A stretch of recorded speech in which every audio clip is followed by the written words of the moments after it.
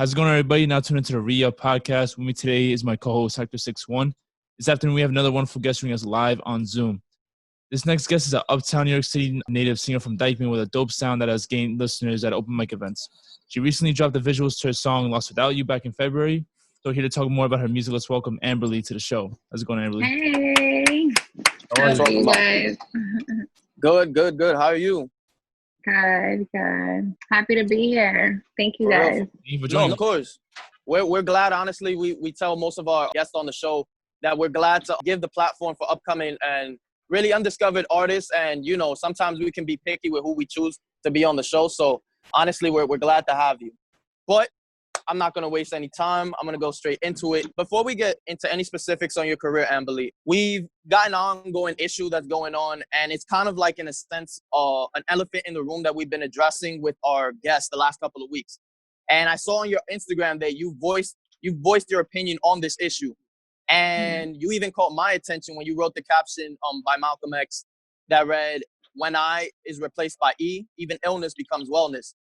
But we've seen how police brutality has affected minorities and more specifically the African-American community. So what was your initial reaction when you saw the events that transpired 2 weeks ago with the George Floyd unlawful killing? I'm more like just frustrated and sick and tired of it. You know, this is an issue that has been going on since the beginning, since the 1800s, and the fact that there are still people that are covering up. There are still people that are not grasping it. There are still people that do not respect human beings. It's ridiculous. So watching that video, a part of it, because I never even saw the entire video. I didn't even have the strength to see the entire video. Just watching a part of it and seeing that, another colored Black man dies for no reason. It's frustrating. So I'm super opinionated and I'm super transparent. So as soon as I saw whatever I did, I went on Instagram and started posting and expressing my opinion and marching. Right. I kind of saw that you voiced your opinion, like I said before, but it's funny that you say that because we've actually had some guests in the past that have said they could never watch the whole video. They only watched part of it because, like you said, they didn't have the strength or just the frustration itself built up that they were like, oh, we've seen this before, but it's the fact that you see another African-American, let alone any man, dying at that form, and that form is just, horrifying. So I'm glad that you told us that because I think it's a conversation that we have to continue to ask. I mean, to question.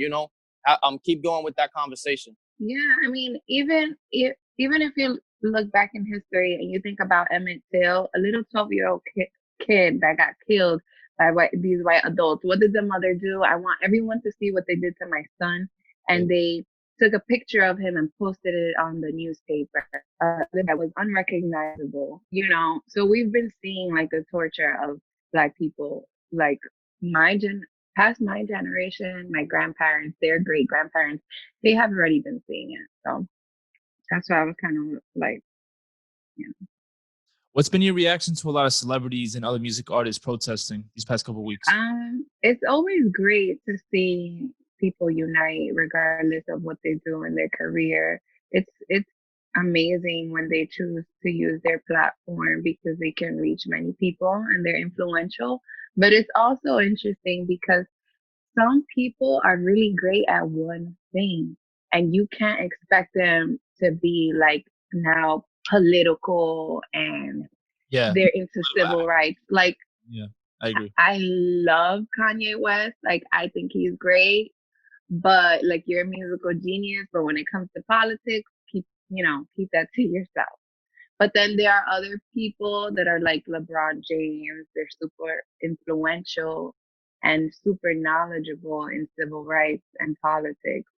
And it's great when you see them stand up. Do you feel like people get too upset sometimes that a lot of these artists and celebrities who aren't usually on a regular basis, kind of like big into civil rights, they kind of get upset at them for not maybe advocating enough, not speaking enough, or maybe not marching?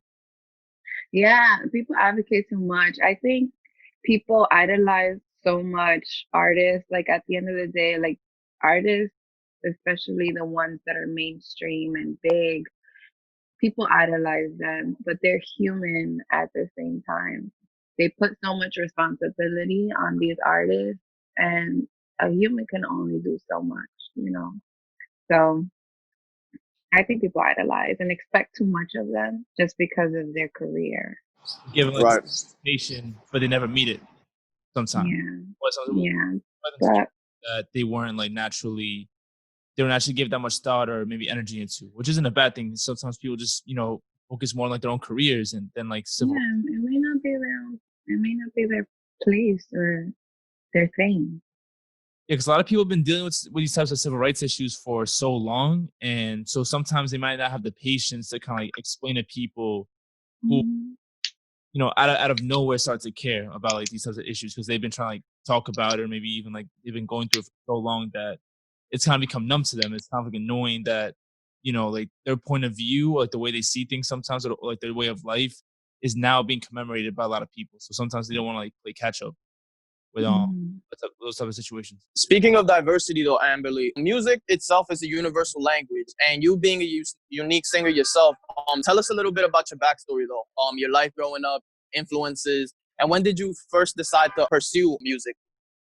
Yeah, so I grew up in a Dominican neighborhood in a Dominican household. My mom came from DR.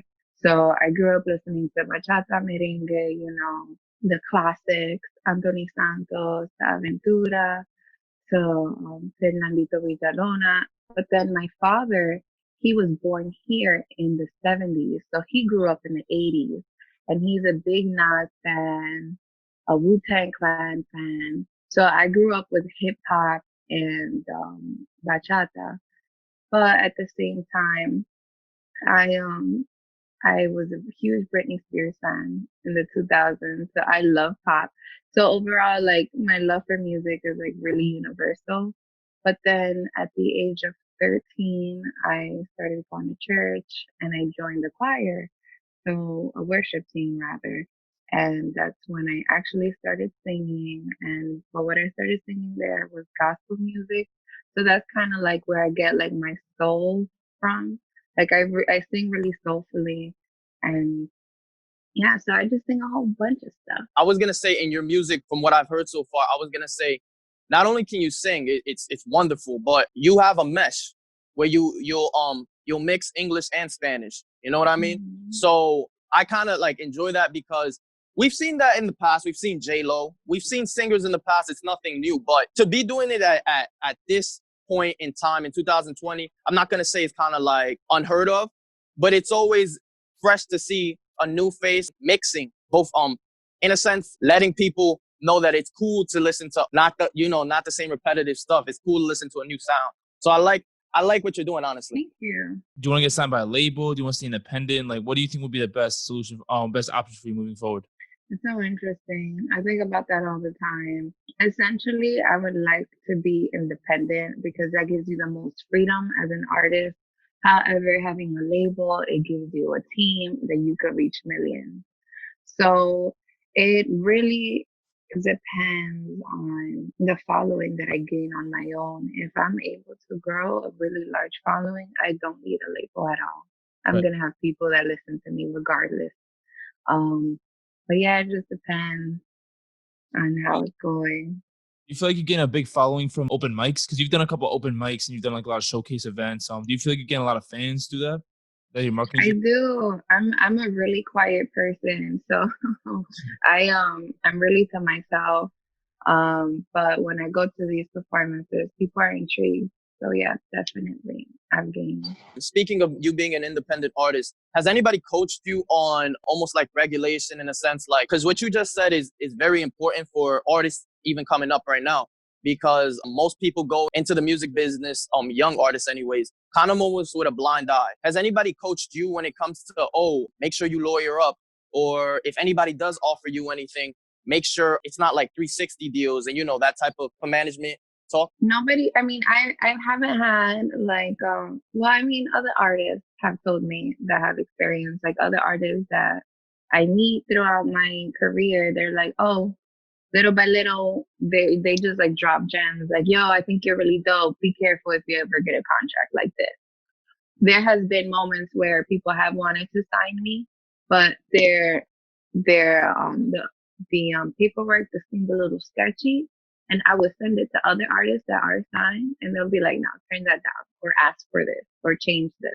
So I've never really been coached, but people have dropped gems throughout my career. Do you listen to any like podcasts or any like maybe like interviews with like other music executives to kind of like learn a little bit more about the business, or maybe like catch gems here and there to kind of like maybe gain information on the music industry?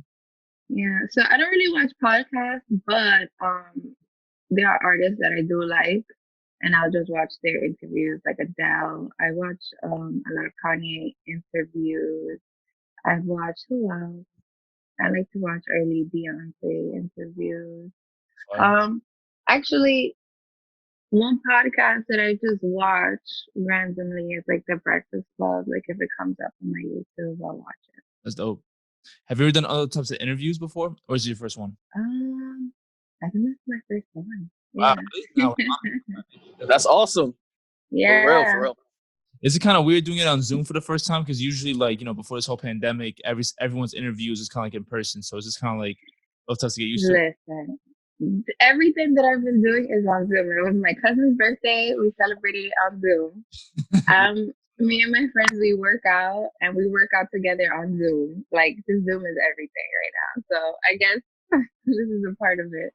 For real. I mean, would you say it's becoming a new norm when it comes to like just in society in general? Because we've seen the past like 3 months, people teaching classes, people doing workout videos, all types of occupations in life, you know, it's straight on Zoom, your meetings. So do you think this is kind of almost becoming normalized? It definitely is getting normalized. Before, people wouldn't be like, oh, let's have a party on Zoom, and people actually agree to it. Yeah. So I think we are normalizing it, but we're also, as human beings, we adapt. We adapt to our surroundings. That's what has made us become so successful as humans, is the fact that we adapt through whatever. So we're just going to continue to adapt, no matter if it's a pandemic or whatever it is. Absolutely. Speaking a little bit more about your track, Lost With You, I really enjoyed it. I thought it was great. And it features the artist called Spills, but it's unique because on several different spots in the song, I kind of got almost like a bit of a Cassie with a bit of Cat De Luna kind of nostalgia type of vibe from it. Yeah. So do you take them as any influences at all? Or you've mentioned your influences. Would you say you had any like R&B like heavy influence that you can name right now? I love Mary J. Blige. I love her as a singer. What's really interesting is that I never really grew up listening to R&B. It was never my thing.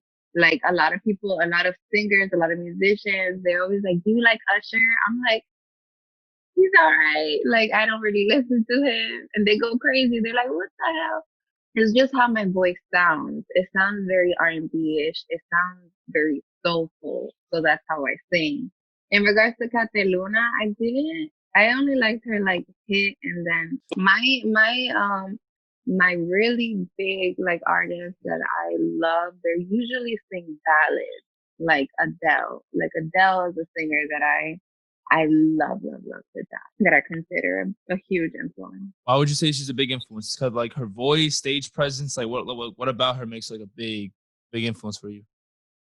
So it was just in the development of my voice. I never was coached as a singer, but what I would do was sing her song, imitate her through her song, and then that ended up developing my voice. It was also the power in her voice that she could go in a gown, not crazy dress. She'll just pull up to an event and sing and have everyone's attention. Like everyone just like, who is that singing? She has a very big, powerful voice. I'm a lover. She sings about love music all day, every day, heartache, and all that stuff. Yeah, it's amazing because I think she's a great performer, and a lot of people wouldn't consider like performing, I guess, just standing still and singing. But with her, it's kind of like you said, she doesn't have to do like the whole like a choreography routine, crazy ass lights, or anything like that. Like all she has to do is like sit there and sing, and like you said, just captures everybody's attention. Crazy because like, you know, a lot of artists, it's not that like they're not talented to the point where they can't do that, but it's not like a lot of descriptions for artists. A lot of artists can't just like go up there, like sit still and sing. Like it wouldn't be them. Like a lot of people like do need the choreography. They do need the excitement. They do need like, you know, the flashing lights and everything, which isn't a bad thing. But I think Adele's one of those like the only artists in this generation that can definitely do that. Yeah, it takes a lot of control and confidence to be able to sing like that and not move around a lot.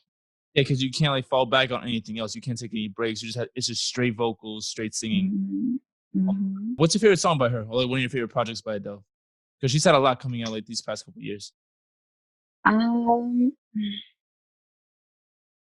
I like them all. There's one specific song that was the first song that I heard from her, and it's Hometown Glory.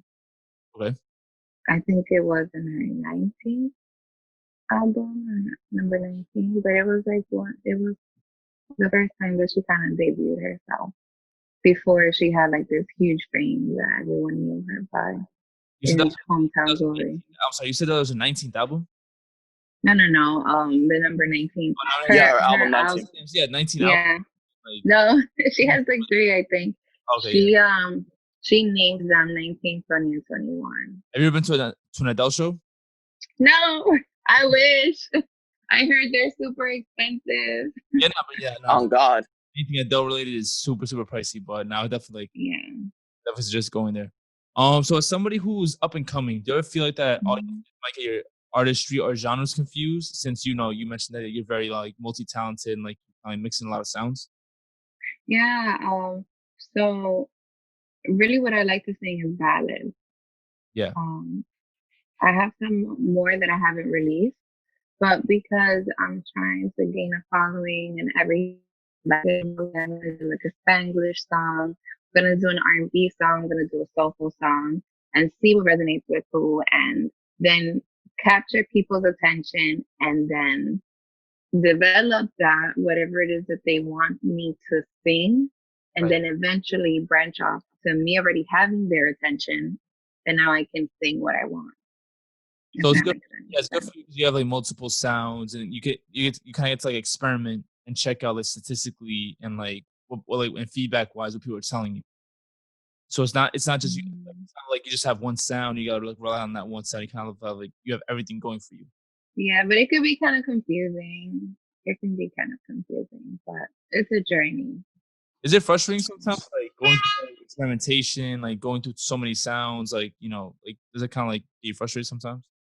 It's super frustrating, especially I'm a songwriter, so I'm like writing my music and then hearing the music and then trying to compose something, but it can be super frustrating, but it also brings me the most joy. So no matter how many hours I spend on a song and I like hate it or like the experience that I did, it also brings me the most happiness. So I do it again and I do it again. You mentioned something interesting right now. You said Spanglish when you talked about blending both sounds. So interesting enough, Danele, the artist, she just did a track with rapper Fabio Foreign, Dominican Mommy, and not too long ago, Tory Lanez dropped his track called Que Lo Que. So we both see the Spanish and the English influence. And we've seen it for years now. Do you think sooner or later, even though we got reggaeton, we got Anuel, we have 6ix9ine who's done the crossover, we've got so many like Bad Bunny and different artists from the reggaeton genre, and we also have rappers like the late Pop Smoke, who he was gonna have a track in Spanish. Do you think that sooner or later they're gonna have to create a genre mixing the two, like exclusively mixing the two languages and kind of like meshing it all in? That's so interesting. I never actually thought of that, but it seems like it's becoming a genre of its own. Like so many artists are doing it. So I might. That would definitely be a good idea too, because I feel like even like Afrobeat, like reggae, like they all get mixed in, like even a little bit. I think more artists are kind of like absolutely more international sounds because they understand that internationally that's where the money's at. Exactly. Like, would you be open to working with more like international artists, producers, like like branching out like outside of New York, outside the US? Yeah, I'm open to everything. Listen, I'm open to everything as long as it's good music. I'm open for it. If you had to choose, I'm sorry, if you had to choose right now a city to perform in, which city would that be outside the US? London.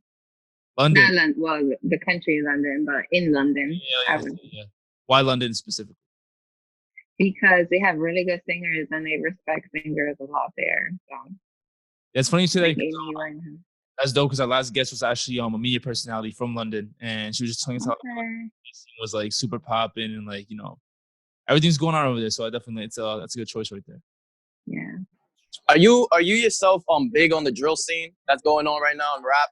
The drill scene. What is Yeah. that? Like Pop Smoke, Fabio Foreign, like consider like drill rappers. Yeah. Okay. So I love Pop Smoke. I don't like Fabio. I don't like him. All right. No, so Pop Smoke is That's interesting funny. because when he first came out with his first song, Welcome to the Party, I was annoyed by him because I used to go to Brooklyn a lot and that's all I heard, that same song. I was like, oh, get him out. Like, I don't want to hear the song. Yeah. But then I heard his project. I think it was Meet the Woos. And I don't know. I just fell in love with a whole bunch of his songs. He's super diverse, does all these different kind of songs. And then Fabio just sounds the same. He says the same things. He actually has bars that he puts into each song. And it just sounds very repetitive. I mean, I'm happy that he's gaining popularity and fame because of what we all want as creatives and as artists. Would you collaborate with let's say like an upcoming or let's say a rapper of that sort, a drill rapper who's coming up and you actually hear his music and you go, wow, he's actually got something going on for him, not just about like clout or anything? Yeah, I would. I mean, we'll try to make it work. I'm not a rapper, but if we can figure out like a beat where I can sing and he can rap, sure, for sure. Do you often feel like the music world is still like very dominated, so kind of like a man's world type of thing? Oh, absolutely. Yeah. It's becoming, because of social media and just the power that I have now with my phone to express my feelings and an event that happened. It's changing a little, but it's still very male dominated. If you go to get signed, the room is men. If you're going to the studio, the room is men. The engineer, the producer, they're men. There are women that are now like stepping up and they're doing their own studios or becoming executives, but the room is still largely male. Being that you're Afro Latina, do you ever feel like sometimes like in those types of rooms or those types of meetings, like there's gonna be always being like a stereotype or kind of like prefix kind of like notions or feelings about like an artist such as yourself? Definitely. Before even speaking or like showcasing my music, I've been asked or I've been told rather what I do because of how I look. Like, oh, so you do reggaeton? I'm like, no, I don't. Stuff like that. But it's always a good learning experience for them and for me too. So I just try to take the positive out of whatever experience. That's interesting that you say that, because referencing back to what Mateo said, we had a guest on about like 2 months ago, and she's an upcoming tattoo artist, and she talked about how she usually has a chip on her shoulder because where she works usually male dominated.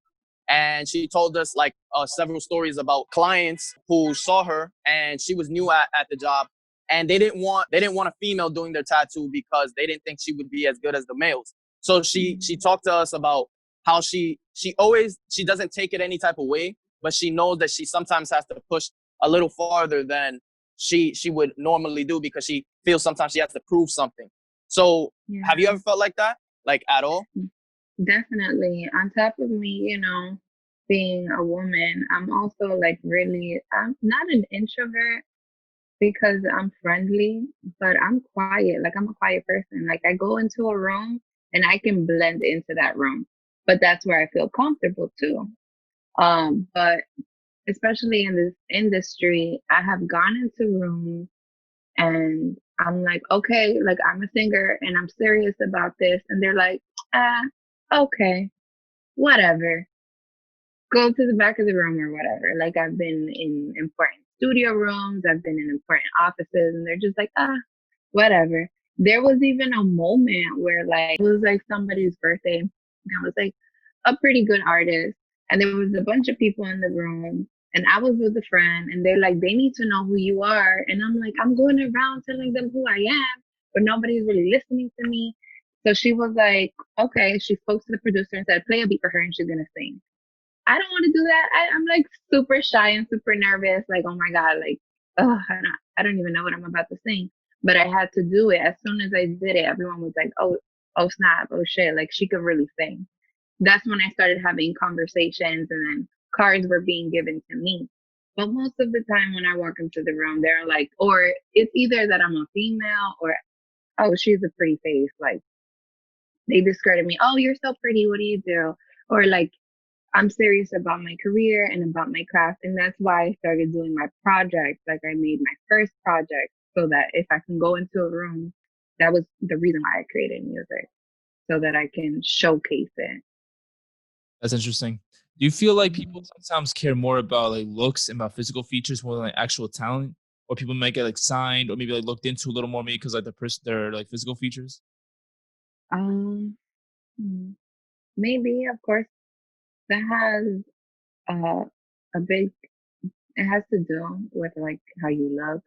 When I have been, well, when labels spoke to me, they would tell me like, oh, you need to lose a little bit more weight, stuff like that. Yeah. But honestly, really, what's really grabbing people right now, like especially labels wanting to work with people, is their following on social media. They don't care if you're a really good artist. They don't care about anything. It's, do you have the following, and we'll give you the rest, Right. which can be a good thing, but at the same time, we're getting like mediocre artists that are surfacing. So, So moving forward, does that kind of tell you, all right, listen, like I have the voice for it, I have the talent for it, I can definitely perform, like perform in front of people. Do you kind of want to revamp your social media and kind of like add maybe like more graphics, more like more videos, more like photography skills, like definitely, that is like my goal right now. I'm trying to revamp my Instagram where I can just get all this following however which way possible. Um, I'm I used to do makeup. I'm a makeup artist, so I'm like, okay, now I'm gonna start doing like these videos and these pictures. Or yeah, but the thing is that I am a creative. I'm the kind of creative that likes to just create. right, Like I just really enjoy making music and singing.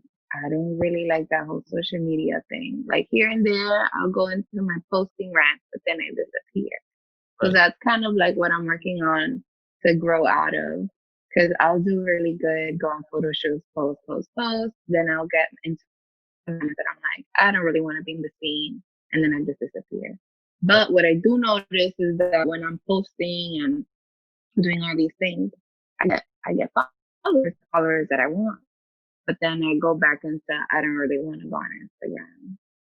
Right. I gotta kind of Absolutely right. get over that. Since you kind of don't want to be like in the scene as much, do you kind of feel like it's important to like release like as much music as possible? So at least like, let's say you don't want to be like on social media, like your face on it, you could at least like, give followers and your social media, like, certain projects that you have coming out.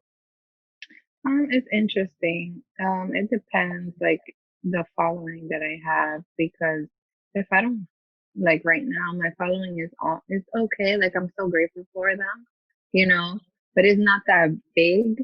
So me releasing music, I don't think it's gonna have such a great impact. A lot of the people that are my fans, they listen to my music, like my first project over and over again. Like I'm working on my third project, and they're still sending me screenshots. Oh my God, I love this song from my first project. So I have to like continue to create for them. I think it's gonna be important to create for them though when they're much more demanding. Like for example, Rihanna's fans. They're like, when is that new song gonna drop? Even, You know? even if it's like a 30-second clip of her singing or something like that. We Yeah. need that new album, right? Yeah, I'm not there yet, but the goal is to get there. What can you tell us Do- about that third project? Is it gonna be like an EP? Is it gonna be like a mixtape album? What exactly can you share with us about that? It's gonna be an EP, and like you're gonna see a lot more of the singing me. Okay. So It that is gonna be smaller, okay, so probably like what, like maybe like less than 10 songs? definitely. It's gonna be definitely like more vocals. Like Yeah. more ballads, a lot more vocals, stuff like that. Hmm. What type of producers do you work with? Like any overseas people, any people like over like social media, like who are your producers? So producers over social media. So I'm really picky, really finicky about the beats that are on my song.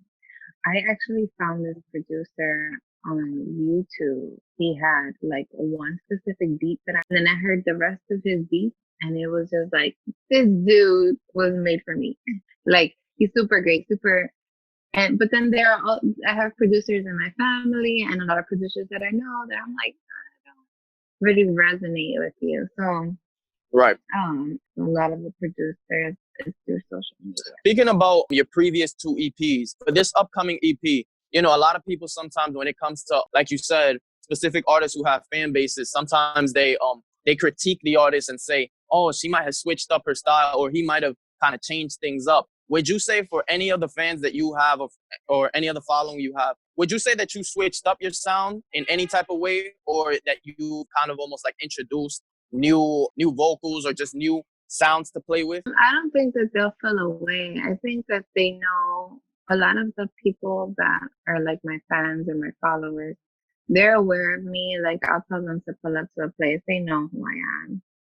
So they're enjoying the journey along with me of growing as an artist and seeing me be versatile. So they're enjoying it. Right. I was going to also ask you, going back just a little bit, you said that you were kind of put on the spot when you were in the studio to sing. So do you kind of also use that as an edge in a sense, almost like you also use it as a chip on your shoulder, almost to prove yourself in the sense of it gets you going to show people that you can sing, that you are this remarkable singer? Oh, definitely. Now that's what I do. I was put in the spot, and my friend put me in that awkward spot. But now that's what I do. And now I'm like, I will sing to you right now. I don't care where I am. We could be in the train. Yeah. We could be at a club. Put me to sing. I'll sing to you. Yeah, because I remember a couple weeks ago I had this conversation with a manager and his artist, and we were talking about I don't know if you've ever seen it before, but Bobby Shmurda. He was like in a labels meeting. I'm crazy no Maurice Murder. Of like white executives. Yeah, I saw that. Yeah. I don't know if it was Bobby Bitch or another song, but bro, like he put on a fucking show. He was on top of the tables, dancing all crazy, like it was going. Mm-hmm. I was telling the guy's manager, I was like, "Yo, like if your artist gets invited to a meeting like this, and they ask him or her to perform, you gotta fucking perform and sell the shit out of that, because that might be the one opportunity they give you." And you know, if you know, if it isn't like that enthusiastic, or if they don't like see it, they're not gonna spend money, like invest money into you. So definitely, like those like on the spot like performances. I know that might be uncomfortable for yourself and other artists, but it's needed. Like you guys definitely need like be like on the spot like type of performer. Definitely. So it's definitely good. I've also. Hmm? It's good that you're used to that. You experienced that. I actually started singing on the train station. Oh, nice. To get a following. And again, it's very much like being on the spot. Like, nobody wants to see me there. Like, when I unpack my things, there are people that are like rolling their eyes, that are like, yeah, like, I'm just trying to get to the next location. Why are you here singing right now? Yeah. But I've gained a lot of fans through that. It's good. It's absolutely. It's almost an old. People think that because we're living in this new generation, this new technological way, that we can't go back to things that worked in the past. You know, you never know who you're going to run into. So it's good that at least you keep yourself active, because at the end of the day, nothing's going to be given. You know what I mean? Exactly. So you're out there proving yourself. Exactly. So right before I let you go, though, Amberly, you said that you got a third EP on the way. What would be a dream collaboration for you? You talked about Adele. Obviously, that's like, you know, almost like historic if it happens. But who would be some dream collaborations for you in your career? I love Adele, but she will never do a collaboration, has never done a collaboration. So, but Beyonce, of course. Beyonce would be great. Who else? I really like Kalani. She's really dope. I like Kalani. Summer Walker. Oh yeah. Man, if I could do Summer Walker. And lastly, I really like. I don't think that they've ever done and be in the background, but I like Amigos. Right before I let you go, what else do you have planned looking to like 2020 or 2021? Because 2020 has been like a shit show so far.